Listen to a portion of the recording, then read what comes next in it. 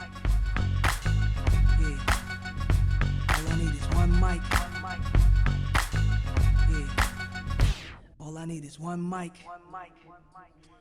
Hey everybody, welcome back to a new episode of One Mic, where I watch shit so you don't have to. And today I'm here to talk about Season 1, Episode 1 of The Falcon and the Winter Soldier, entitled New World Order.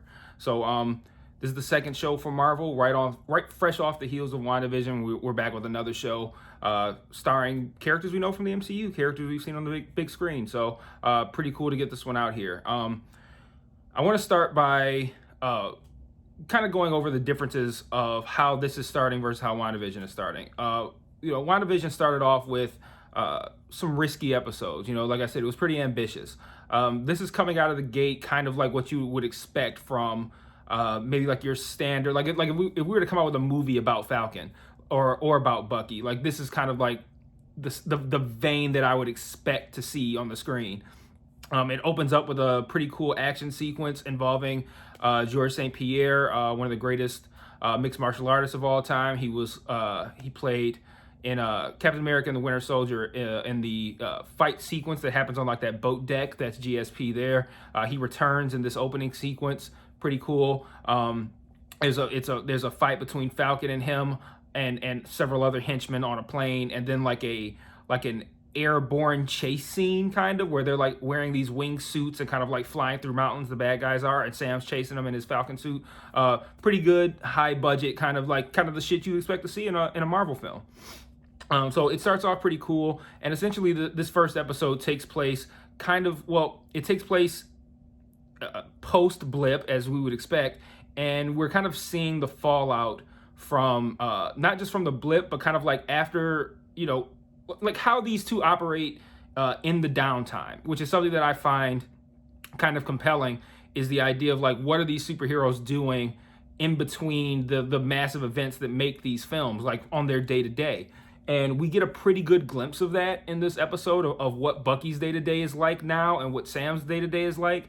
And I thought that was pretty compelling stuff, mostly because I find it interesting. My wife and I, we even posed this question to one another during the episode prior to it actually kind of sort of being answered, how do these guys live from day to day? There's a scene where Sam goes to get a bank loan, and I said out loud, if you're an Avenger, you shouldn't need a bank loan. Like, you shouldn't have to pay for shit. You shouldn't have to pay for a house. You shouldn't have to pay for a car. It should be the way that, kind of similar to how we should be treating our veterans. And it's like you come back from fighting over a war you shouldn't want for anything. That's my opinion. And if you're an Avenger and you save the whole world, and that's your job all the time, you shouldn't have to pay bills. Like, he shouldn't need debt consolidation.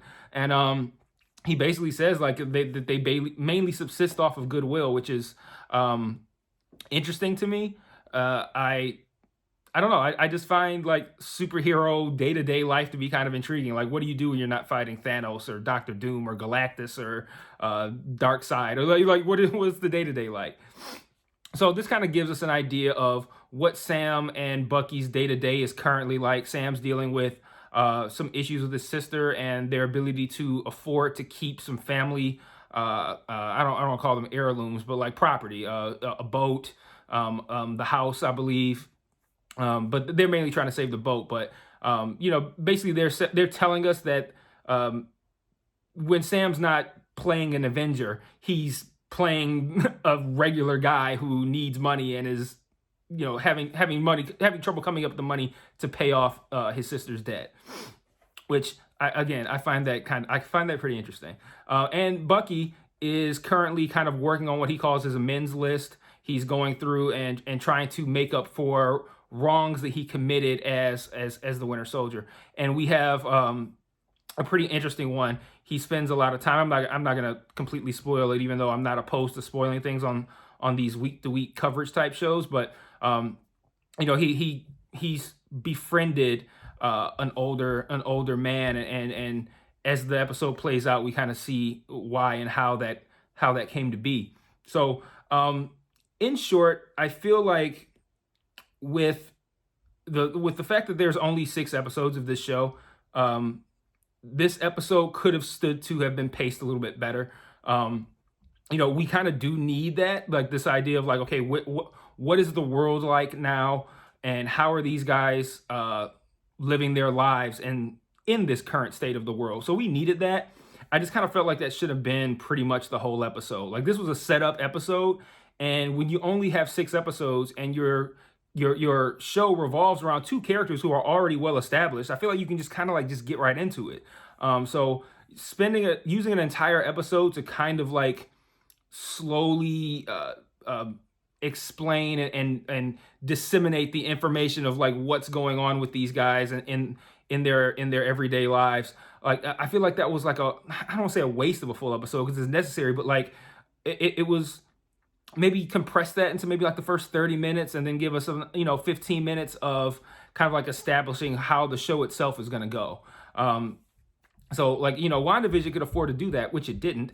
Well, but it could afford to do that because it had 9 episodes. I did make the argument that they should have put the first 2 as 1 episode, but I kind of make a similar argument here in that this first episode probably should have been maybe not compressed in a different way. Like say you have a 45-minute runtime, slide that into 25 minutes, and then, the remaining 15, 20 minutes, give us, a little bit more of what's going to happen in this season.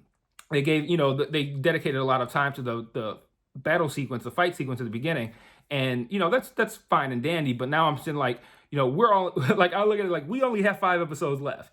And I don't really feel like they've really gotten into the heart of the story. Like, even if you look at the poster, right? You see Agent 13 on the poster. You see Zemo on the poster. Neither one of them show up in this first episode. So it's like they're important enough to the storyline to be featured on the poster, but don't even make an appearance in the first episode out of 6. So I'm concerned that they will maybe pace this a little bit slower than they should, given the short episode order and the fact that these are already established characters. But at the end of the day, it was a solid opening episode. It was interesting to me. I didn't really have any problems with it other than the fact that, like I said, I feel like it moves slower. It should be, I feel like we should have probably been able to get into the story that's going to make up this season. And I don't really feel like we did. I feel like this was just like a setup episode, which is a strange decision to me. But as a setup episode, it was solid. Like, it was interesting. I enjoyed seeing these characters again.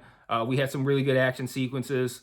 A good scene with Bucky and his therapist, a good scene with Sam and a couple of good scenes with Sam and his sister. I'm already kind of liking the sister. I don't really know why, but I feel like the sister should hang around a little bit. I kind of like that dynamic because it makes Sam feel more real. Sam kind of feels like a guy who just like this military guy. He just comes in the Winter Soldier film. He's right into the Avengers and he just takes, and I don't know. I just feel like I don't know as much about Sam as I would like. So I like that they're grounding him a little bit in this first episode, showing us, his home in Louisiana or where he's from. Maybe he doesn't live there, but and showing his sister, her kids, this dock port, whatever you want to call it, that she works at and that other townspeople are at. I like seeing that kind of stuff. I just feel like this is an episode you do when you have a 10 episode season and not a 6 episode one.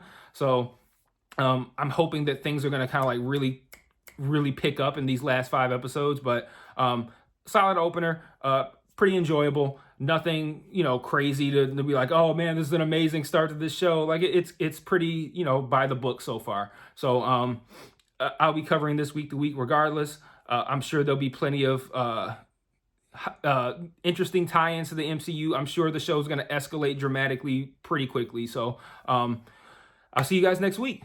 Peace. Oh shit! Before I stop, I'm also going to be doing more of a deep dive with W. Axel Foley, who you've seen on the Marvel Talk episode that I posted maybe 2, 3, 4 episodes ago. We're going to be covering Falcon and the Winter Soldier week by week as well. So I'm probably going to, I think I'm recording something with him on Saturdays or Sundays. I can't recall, but that'll end up on this feed as well. So you'll kind of get two Falcon Winter Soldier episodes per week. So real quick, kind of like initial thoughts.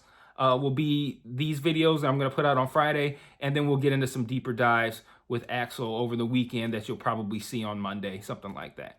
Now, peace for real. Peace.